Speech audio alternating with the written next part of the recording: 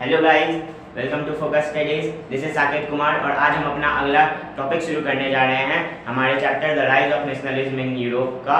तो हमारा अगला टॉपिक जो है वो है द रिवॉल्यूशनरीज। इससे पहले हमने जो टॉपिक पढ़ा था वो टॉपिक इसके साथ बहुत अच्छे से कनेक्ट होगा, तो इस टॉपिक को आप ध्यान से थोड़ा समझिएगा और पिछले टॉपिक के साथ कनेक्ट करके देखिएगा। तो पिछले टॉपिक में हमने एंड में पढ़ा था कि कंजर्वेटिव रिजाइन जो आई थी, उस कंजर्वेटिव रिजाइन ने क्या किया था, फ्रीडम ऑफ प्रेस को छीन लिया था। अब फ्रीडम ऑफ प्रेस को जब छीना तो ये जो रिवॉल्यूशनरीज हैं उन्हें ऐसा लगा कि उनकी अब रिवॉल्यूशनरीज कौन, तो रिवॉल्यूशनरीज बेसिकली लिबरल क्लास के लोग थे। अब लिबरल क्लास और ये जो वर्किंग मिडिल क्लास थे उन्हें लगा कि उनकी आज़ादी छीन ली गई। अब जब उन्हें लगा कि उनकी आज़ादी छीन ली जा रही है तो वे क्या किए, अपने सोसाइटीज़ बनाने लगे। तो उसी के बारे में हम इस टॉपिक में पढ़ेंगे। तो द रिवॉल्यूशनरीज। अब सबसे पहले हम अपने टॉपिक के बारे में थोड़ा सा जान लेते हैं। रिवॉल्यूशनरीज, रिवॉल्यूशनरीज का मतलब क्या होता है? तो रिवॉल्यूशनरी का मतलब पहले हमें उसके लिए जानना हो। रिवॉल्यूशनरीज बेसिकली एक ग्रुप होता है रिवॉल्यूशनरी लोगों का। अब रिवॉल्यूशनरी क्या होता है? तो रिवॉल्यूशनरी डिनोट्स अ कमिटमेंट, यानी रिवॉल्यूशनरी क्या है? तो एक कमिटमेंट है। किस चीज़ का कमिटमेंट? जैसे कोई कमिटमेंट होगा तो कैसा कमिटमेंट होगा? तो वो एक ऐसा कमिटमेंट है कि वो अपोज करे मोनार्कियल फॉर्म ऑफ गवर्नमेंट को। मतलब कि उस कमिटमेंट में वो ऐसा कमिट करते हैं कि वो मोनार्कियल फॉर्म ऑफ गवर्नमेंट को अपोज करेंगे। अब अपोज करेंगे तो क्यों अपोज करके वो मतलब मोनार्कियल फॉर्म को अपोज करेंगे? Form which had been set up by the Vienna Congress and fight for liberty. यानी कि वो सिर्फ अपोज, अब अपोज किसको करेंगे? जिसके द्वारा सेटअप की गई मोनार्कियल फॉर्म ऑफ गवर्नमेंट, पूरे वर्ल्ड की मोनार्की को करेंगे। वो तो सिर्फ मतलब क्या बोलते हैं, फ्रांस के बारे में अभी रिवॉल्यूशनरीज के बारे में मैं बता रहा हूँ। तो वहाँ पे जो रिवॉल्यूशनरीज ग्रुप आई वो वहाँ की मतलब कि जो मोनार्कियल फॉर्म सेटअप हुई थी उसे अपोज करेंगे और अपनी लिबर्टी के लिए लड़ेंगे, अपनी लिबर्टी के लिए स्ट्रगल करेंगे। ठीक है, तो चलिए इसी के साथ हम अपना टॉपिक अब शुरू करते हैं। Secret societies pan up in many European states to train revolutionaries and spread their ideas। अब क्या हुआ कि देखिए जैसे जैसे वहाँ पे मतलब मोनार्कियल फॉर्म फिर से आने लगा, सीक्रेट सोसाइटीज़ बनने लगी। अब यही रिवॉल्यूशनरीज को जहाँ पे ट्रेन किया जाता था उसी को सीक्रेट सोसाइटीज़ कहा जाता था। यानी वो लोग सीक्रेटली छुपकर ट्रेन करते थे। ठीक है, अब क्योंकि सामने में ट्रेन करते तो मोनार्कियल गवर्नमेंट एक ऐसा तो है नहीं कि डेमोक्रेटिक गवर्नमेंट है कि उसको जुडिशियरी के पास ले जाएगा फिर उस पर चेक होगा तब उसको मानेगा, ऐसा तो है नहीं। यहाँ पे तो डायरेक्ट ठोक देगा, तो ऐसा है। तो चलिए मतलब कि वो सोसाइटीज़ बनाए रिवॉल्यूशनरीज का, मतलब ऐसे लोगों का जिनका सोच एक जैसा था कि हमें मोनार्कियल फॉर्म को हटाना है। अब मोनार्कियल फॉर्म को हटाने के लिए वो लोग एक दूसरे के आइडियाज़ को स्प्रेड किए, स्प्रेड देयर आइडियाज़, यानी कि एक दूसरे के आइडियाज़ को स्प्रेड किए। जितना ज़्यादा रिवॉल्यूशनरीज के आइडियाज़ को स्प्रेड कर सकते थे अलग अलग रीजन में, उतना ज़्यादा स्प्रेड करने की कोशिश की है।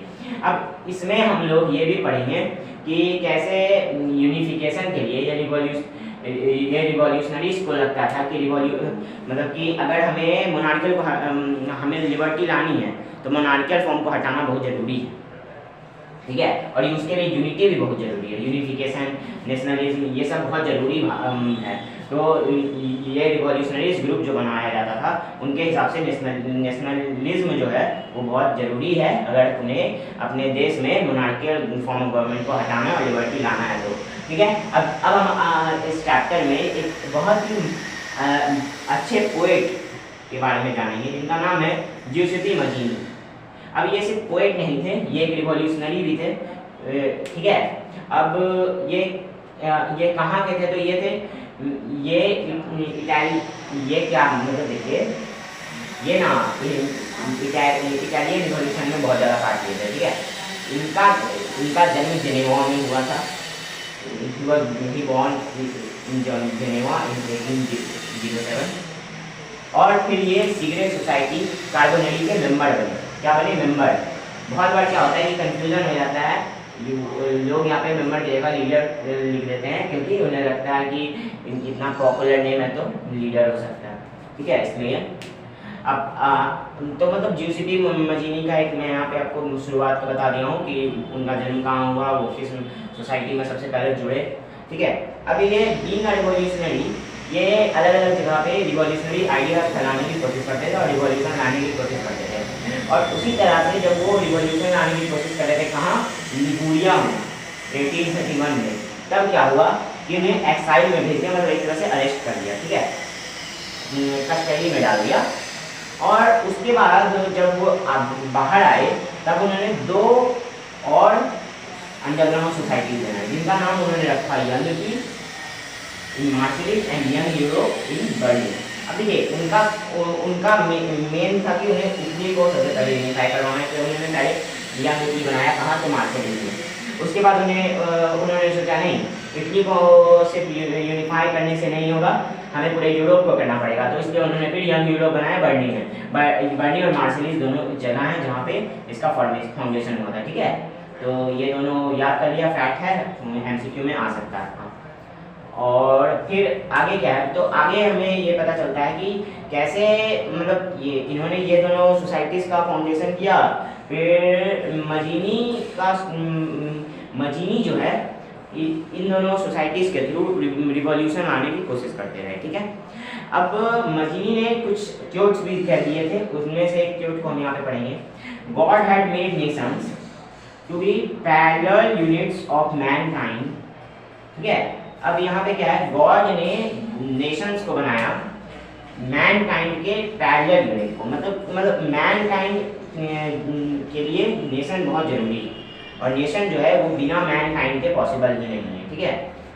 अब इसमें जो उन्होंने भाव प्रकट करने की कोशिश की है कि नेशंस को लोगों की ज़रूरत है, ठीक है। कोई भी नेशन बिना लोगों के तो चलेगा नहीं, वहाँ पे कल्चरल डेवलपमेंट नहीं होगा, इकोनॉमिक डेवलपमेंट नहीं होगा, सोशल डेवलपमेंट नहीं होगा, ठीक है। तो इसलिए बोला कि गॉड ने जब बनाया है नेशन को पैरेलल यूनिट मैनकाइंड का, तो इस क्योट से वो ये दर्शाना चाहते थे कि जब गॉड ने ऐसा कहा है, जब गॉड के द्वारा ऐसा है, तब हम लोग कौन होते हैं कि हम लोग कंट्री को, नेशन का विभाजन कर दें, विभाजन मतलब पार्टीशन कर दें, छोटे छोटे स्टेट्स में बांट दें। तो ये उन्होंने कहा था ताकि वो यूनिफिकेशन की भावना जगा सकें। उस समय बहुत सारे ऐसे पोइट्स थे जिन्होंने अपनी कविताओं के थ्रू, रिवॉल्यूशनरी पोइट थे जिन्होंने अपनी कविताओं के थ्रू यूनिफिकेशन लाने की कोशिश की थी। Unification alone could be the foundation of Italian liberty. वो ये भी सोचते थे कि यूनिफिकेशन से ही इटली में आज़ादी आ सकती है, क्योंकि हमने पहले भी पढ़ा था कि अगर हमें कहीं नेशनलिज्म लाना है, लिबर्टी चाहिए, अगर हमें लिबर्टी चाहिए, लिबरलिज्म वाले टॉपिक में हमने पढ़ा होगा कि अगर हमें लिबर्टी चाहिए तो हमें नेशनलिज्म लाना ही होगा, ठीक है। तो अब हम अपने अगले पॉइंट पे चलते हैं। Metternich called him as the most dangerous enemy of the social order. यानी कि अब देखिए ड्यूक मैटरनिटी के बारे में तो आपने पढ़ा, ड्यूक मैटरनिटी के बारे में तो आपने पढ़ा ही होगा पिछले टॉपिक में, फ्रेंच रिवॉल्यूशन वाले पार्ट में नहीं, सॉरी, फ्रेंच में जो 1815 के टाइम में जो वाइनाइट ट्रीटी हुई थी उसमें पढ़ा होगा, वियना पीस सेटलमेंट जो हुआ था वहाँ पे। तो वहाँ पे क्या हुआ था कि देखिए वहाँ पे ड्यूक मैटरनिटी मेन था, जो कि मेन लीडर थे, जिनके वजह से वापस से फ्रांस में मतलब ये मोनार्की आई थी, ठीक है। अब वही थे जिन्होंने ब्रिटेन, देखिए मैंने आपके पिछले वीडियो के होमवर्क का आंसर इसमें दे दिया कि ब्रिटेन, ऑस्ट्रिया और रूसिया और एक ये तो ये सारी कंट्रीज थी, इन्होंने मिलकर इसे इस कंट्री को, तो फ्रांस को अलग अलग पार्ट में बांटा था, मतलब अलग अलग पार्ट में बांट दिया था। कैसे बांटा था, तो वापस से उसमें मोनार्की लाकर उसके जो जीते हुए स्टेट्स थे उसे छीन लिया, उसमें से ये नेपोलियन को हटा दिया, तो इस तरह से। अब यहाँ पे ड्यूक मैटरनिटी का क्या रोल था, तो ड्यूक मैटरनिटी वो व्यक्ति था जिसने क्या किया था कि इन सारे कंट्रीज को एक साथ लाकर फ्रांस को इस ट्रीटी में जबरदस्ती लेकर आया था, ठीक है। तो इसलिए ड्यूक मैटरनिटी का यहाँ पे एक इम्पॉर्टेंट रोल है। ड्यूक मैटरनिटी ऐसा सोचता था कि हमें मोनार्कियल रूल ही रखना चाहिए, क्योंकि वो भी एक मोनार्क था ना, तो उसके लिए तो मोनार्कियल रूल ही अच्छा होगा। और उसके हिसाब से मजीनी जो है, मैटरनिटी कॉल्ड हिम, यहाँ पे हिम है मजीनी, ठीक है। मजीनी जो है सबसे डेंजरस पर्सन है, या सबसे डेंजरस एनिमी है उनके सोशल ऑर्डर का। कौन सा सोशल ऑर्डर, तो वही उनका मोनार्कियल ऑर्डर जो था उसका सबसे डेंजरस रखे, ठीक है। अब आगे क्या हुआ, तो आगे ऐसे ही रिवॉल्यूशनरी सोसाइटीज बनना चालू हुए, जैसे जिप्सी मजीनी की सोसाइटी बनाए हुए सोसाइटीज़ को देखकर अलग अलग फ्रांस से सटे इटली से सटे हुए अलग अलग रीजन्स में। तो ठीक है, हमारा ये टॉपिक अब ख़त्म हुआ। अब हम मिलेंगे हमारे अगले टॉपिक में। Thanks for watching focus studies. And अगर आप इस वीडियो को आपको समझ में आया हो, आपको हमारे पढ़ाने का तरीका अच्छा लगा हो, तो don't forget to like, share and subscribe the channel. And thanks for watching.